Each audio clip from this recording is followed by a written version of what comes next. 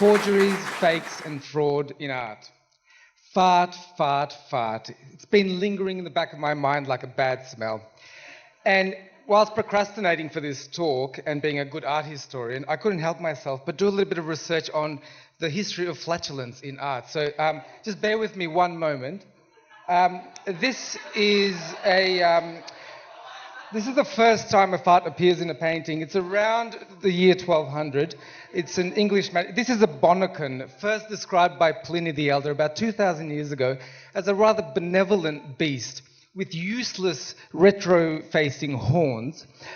So as its only defense mechanism, it would, for want of a better word, shart on its predators or hunters. Apparently, this toxic fume could go up to 600 meters. The unicorn survived, the bonnekin didn't. The unicorn never farts, as you know. I love the somewhat shameful look on its face, the expression. It's kind of like, I'm sorry, this is all I've got to protect myself.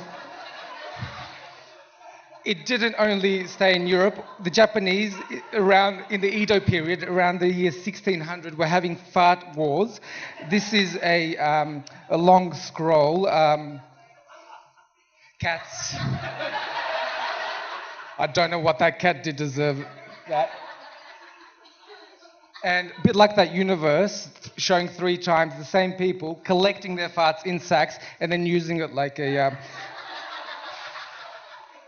But contemporary artists are using flatulence to inspire their art as well. Did a good job. Do you directly fart onto the canvas, or...? Sometimes we like to experiment with those kinds of methods. We'll go ahead and sit on the canvas and actually release our function to try and capture it in a different way. Are you selling? That's real art, it's not fake. Back on topic, I can see Doris is going, this is not what I invited you to talk about. My mum's trying to leave. My name is Petrit Abazi. I'm an art historian, a researcher, a writer, a curator, and a valuer. Been working in auction houses and galleries for the last 15 years. And that's me pointing. And that's me pointing a loupe, a magnifying glass, at a painting that I sold last year for $3 million, which I think was the 6th most expensive painting ever in Australia. So one of the most common questions I get when I tell someone what I do is, do you ever come across fakes? Or how do you know something is genuine? So that's what I'll be talking about tonight. I will not take any questions on those slides that I've been just showing you. It's perhaps an uncomfortable truth that Australia's visual heritage, visual culture, the first Australian artists to make modern Australian, so post-1788, were actually all forgers. The painting you see on the left is a work by Thomas Watling. It's the first oil painting done in Australia of Sydney Cove. And Joseph Lycett was also a very important artist, twice convicted. So all our first artists were actually forgers. Norwegian artists convicted of forgery, brought over to Australia from England, George Edward Peacock, and these portrait painters as well. Interestingly, they weren't forging paintings, they were forging banknotes and other legal documents. Usually, you'd go to the gallows. So if you came to Australia, that was a lucky break. They then used their artistic tendencies to be able to actually create our first paintings in Australia. Western paintings. Just a word on semantics. What's a copy? What's a forgery? What's a fake? You are allowed to copy any painting. It's not illegal. Art students do it all the time to learn how the craft of painting. That work might become a forgery if I say to my neighbour, "Hey mate, I've got a Vincent van Gogh on the clothesline. It's normally worth 25 million, but for you, 20 million. So I've just sold a forgery. Now, that work then becomes a fake if it's accepted as a Van Gogh until it gets realized that it's actually not a Van Gogh. So a fake is a representation, but the first line of call is the work is a forgery. Now, just a quick word on the F word, fakes and forgeries. We never use them in the art world. I just learned that tonight was being recorded, so I have to be very careful with some of these slides that I use, because art historians are always being taken to court and sued for their opinions. If you say something is a fake or a forgery, the owner of that work can easily take you're liable for damages, because even just questioning a work, bias confirmation, you can ruin the value of a painting just by, particularly if you're someone important, not me, of course. This is a really ingenious faker forger in New Zealand, passed away. His name was Carl Sim, and he actually handled one of his drawings once. It was obviously not a painting by C.F. Goldie. He faked a lot of his works, and he got caught. He got $1,000 fine and 200 hours of community service. And after that, he changed his name to Carl Theodore Goldie, so that he could continue painting these forgeries and legally sell them as C.F. Goldie, which is what Charles Frederick Goldie used to sign his work as. Very smart. That's exceptional. In contemporary art, it's a little bit more murky, the waters, because you can copy, but it's not a criminal act, but you might get sued in a civil lawsuit for copyright infringement. Working in an auction house, I was the one who had to say yes or no to a painting. On average, I would probably reject anywhere between 2 and 4 paintings a month and say, no, I'm not comfortable selling this, and accept about up to 200. The decisions could take anywhere from a millisecond or 6 months of research and work. And to arrive to the conclusion, I'd have to use 3 separate spheres or systems of scholarship, shall we call them. The first one is connoisseurship. It's a cool word, art wank, for I know my shit. So in art history, to be called an expert, like if I'm 60 or 70 and somebody says Petrit's an expert on one artist, that's a lifetime goal achievement, because everybody comes to you and they trust your opinion and that's it. But working for an auction house, you suddenly are considered an expert on thousands of artists, and you have to get it right, because everything that you sell for the auction house is guaranteed to be authentic. One of the primary aspects of connoisseurship is stylistic analysis, and that's basically an exercise in aesthetic judgment. It follows exposure to hundreds, if not thousands, of works by those artists. And that just happens through looking, touching, and feeling. But of course, as Fiona Bruce says in this rather awkwardly ending video, it's just an opinion. One of the least convincing elements is actually the face. It's almost too cute, too pretty. I have to say, I love what I'm hearing in a way, because this is connoisseurship in action. Sure, but with the greatest respect to you, Andrew, obviously connoisseurship is an opinion. Of course. Yeah, and there will be several opinions. Of course, but some people are more informed than others. Absolutely. Yeah, Fiona. What do you know? Anyway. The best metaphor to explain this intuitive process, this kind of gut feeling of if something is right or wrong, is comparing it to a letter. So imagine a family member or a friend writing you a letter. You kind of know straight away if it's from them without having to read the last page. And a fake often feels like it's been written by several people. There's some things that are right, but some things that just don't look exactly the same way. So handwriting is black and white, it's flat, it's two-dimensional, whereas painting is three-dimensional, it's monochromatic, it has texture, it has depth, and so it becomes evidently more complex. But the brushstrokes are sort of like the letters of a word, if you wish. So scholarship is backed up, if you will, by provenance research and provenance and research. And if in an ideal world, we want to have an unbroken link from the artist to the present day. Documented, if possible. This is the provenance for a painting that sold last year for $450 million US, 600 million Australian. And it was actually only documented up to 1763, and I've highlighted the possibly, possibly, possibly, probably. So This also is backed up by some documentation, but it's not obviously foolproof. I'll get back to that painting in a moment as well. Ah, yes. Ideally, we'd love to have a photo of the artist with the painting in the background, or a painting with your painting in it. But got more laughs than I thought. Of course, this is not foolproof. Everything I talk about tonight, the documentation, it can all be forged, just like the art.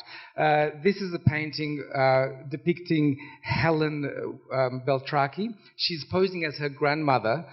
Behind her are paintings that her husband painted, but they're actually, they're pretending to be by other artists. So they went to auction houses and said, look, this is a photo of my grandmother with these lovely paintings. And they made $45 million. And that's only the works that they were caught on. So you can't trust it. You have to look at everything with suspicion. The first point of call for provenance research is the back of the painting. It's where you find out a lot of information, starting points, labels, inscriptions, dates, handwriting, stamps. They all help to build a case. This is a painting I was looking at last week, and at first sight, it didn't look like anything. There was nothing on there, but take the painting to a window and put it on an angle, and suddenly you can read in a very faint pencil mark the date, the title, and the artist's name. So sometimes it just requires a little bit of patience and a closer look at what you're doing. Catalogue exhibitions, newspaper articles, catalogue resumes, which have a list of every work of the artist, are good starting points as well to build a case. Very quickly, this is a painting that came into an auction house that I was working at. It was valued at $3,000, but it just looked a little bit too good to be a $3,000 painting. And 6 months of research, it was unsigned, but 6 months of research, I was able to find it in two exhibition catalogues and in 10 literature references from the 1900s, 1800s and early 1900s, describing the work. And so just a list of like that made that an $80,000 painting. And the client was obviously very happy. Indigenous art almost always comes with certificates of authenticity. This area has been forged, in fact, a lot. But to be honest, I've never seen a colleague of mine actually follow up those certificates to see if those are real themselves, but yeah, I'm sure they are. Blockchain technology has been adopted by a Melbourne group, looking at perhaps keeping a ledger of every transaction for every work of art. This is a very interesting field, and who knows, might be used. Science. The final port of call, and often too late.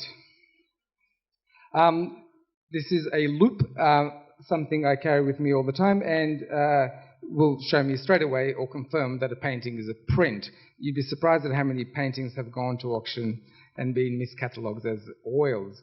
Another cheap tool is a UV light, a bit like the one we saw to see the universe.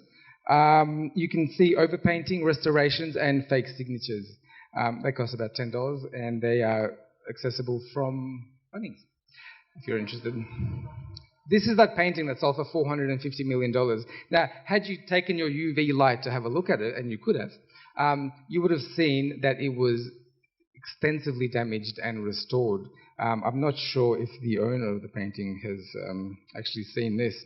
But a lot of the scientific data isn't collected because it's very expensive to do infrared images to see the underdrawing, X-rays to see the structure of the work or see if there's any lead, to do pigment analysis, so that's taking a microscopic bit of the painting and analysing the layers, and you get to see if those paints were around at the time.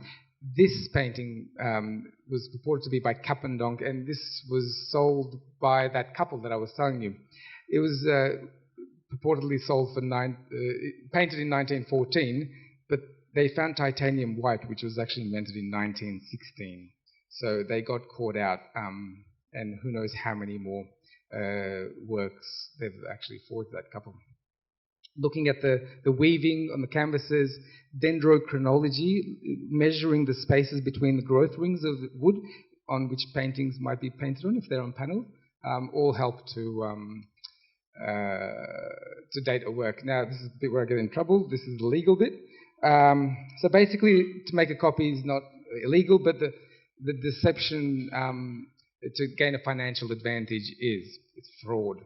A recent case last year, $5 million worth of paintings were put into auction and sold privately, and even with working images of the paintings, with 24 expert witnesses, a jury that found the two defendants guilty was overturned in an appeal. Exceptional. Because of a legal technicality. So I don't think police or art historians will be chasing art fraud or fakes or forgeries, because the legal costs are huge, and to prove criminal intent is incredibly difficult. I'm going to skip that because I could skip that because I'm being recorded. No, I won't. Okay, this is a painting that I thought wasn't wrong. This was sold for $60,000 at an auction house, and then another one came up very similar at another auction house, and I just wasn't sure about it. So some of the things that I found wrong with this was, first of all, the work didn't appear in the artist's catalogue raisonné, and which is that book over there. It didn't appear in the artist's diaries, and most of his works did. The artist in this picture signed with a different ink to the rest of the work, and that was never seen in any work before that. These stick figures are very strange. So with forgers, they always like to copy a painting and then add something a little bit different to make it look new, because to make it look like it's not a copy, it's another version. But this artist didn't do that. He was too good, John Brack. And in fact, if you notice also, the socks of the figure on the right are black, but they should be black and white like the figure here. So they're not matching his top like he would have done. And John Brack is one of the artists that had attention to detail, was immaculate, and that's why he's so famous and highly regarded. So anyway, they pulled it out of the auction when I told them, and so who knows what's happened. And Provenance, it was actually sold by the same person who sold those Whiteleys. So it had been caught like 15 times. So I'm waiting for the lawsuit. So what? Who cares, right? If fakes and forgeries are accepted by art historians and people alike, who cares? What difference does it make? Dulwich Gallery in London, one of the oldest museums in England, put a replica of a painting in their collection on the walls, and they asked the people to come and guess which painting was wrong, and 10% actually got it right. So that's 1 out of 200. But 90% of the people that walked through looked at that painting and said, yeah, this is original. I won't tell you which one it is, because that would ruin it, right? No. I forget. No, the one on the right is the original Fragonard. Very obvious when you put them together, I think. That's a little bit funny. But why does it matter? Because frauds and fakes can alter our perception of history. It can really downplay on an artist's ability. Vermeer, like that is not a Vermeer, but for 40 years people thought that was a Vermeer. And if you look at those paintings, they're chalk and cheese.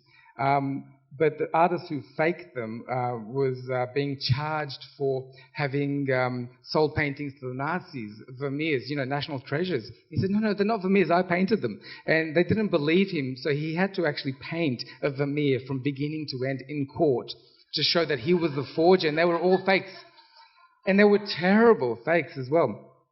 So it was, but it really put a bad name on Vermeer, because everyone thought, Vermeer had a really terrible early beginning. And, Vermeer painted these Christian pictures, which he never did. But he created that story. Last few slides. A museum in France just found out that over half of its collection of an artist is fake. Very disappointed. They found that out when they saw some buildings in the painting, and those buildings were built after the artist died. Awkward. Further reading. These are some books that you might be interested in if you like the topic. They're all fascinating, even for the layperson. It's kind of true crime. And these are some of the movies. That's The Bell Truck. It's on Netflix. And I'm sure you've heard all of that. And I'd just like to dedicate my talk to my father, who taught me everything I know about looking at paintings. Thank you.